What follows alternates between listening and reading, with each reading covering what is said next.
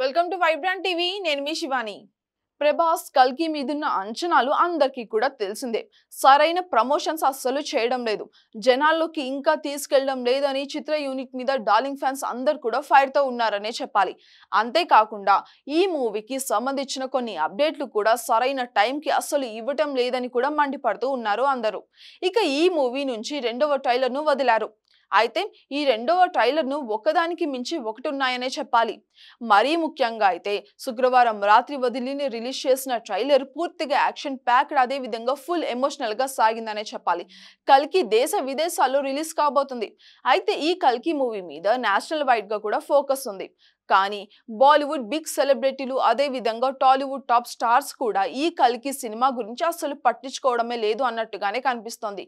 ఏ ఒక్క top hero కూడా ఈ మూవీకి సంబంధించి ఒక ట్రైలర్ మీద కూడా రియాక్ట్ అవ్వడమే లేదు. ఇక దుల్కర్, అదే విధంగా విజయ్ దేవరకొండ వంటి వారులైతే ట్రైలర్ మీద స్పందించారనే చెప్పాలి. ఇక ఈ ఇద్దరు కూడా సినిమాలో ఉన్నారని టాక్ అయితే వినిపిస్తుంది. మొన్నటి వరకు ఉత్తర ప్రాంతంలో ఉన్నాలని అనుకున్నారు, కానీ మాళవిక నాయర్ను చూసి అంతా కూడా షాక్ అయ్యారు. ఇప్పుడు విజయ్ దేవరకొండ, అదే విధంగా దుల్కర్ పాత్రలు ఉన్నాయో లేదో మనకి తెలియాలంటే ఇంకొక 5 రోజులు మనం ఖచ్చితంగా ఆగాల్సిందే. ఇక సినిమా విడుదల తేదీ దగ్గర పడుతూ ఉంది, కానీ ప్రమోషన్స్ లో మాత్రం స్పీడ్ అయితే పెంచడం లేదు మూవీ టీం. ఇక అదే విధంగా టీమ్ ఇంటర్వ్యూలు కూడా లేవు, ఈవెంట్లు కూడా లేవు. నాగ్ అశ్విన్ మాత్రం కథలు ఏవేవో చెప్తూనే ఉన్నాడు, రిలీజ్ చేస్తూనే ఉన్నాడు.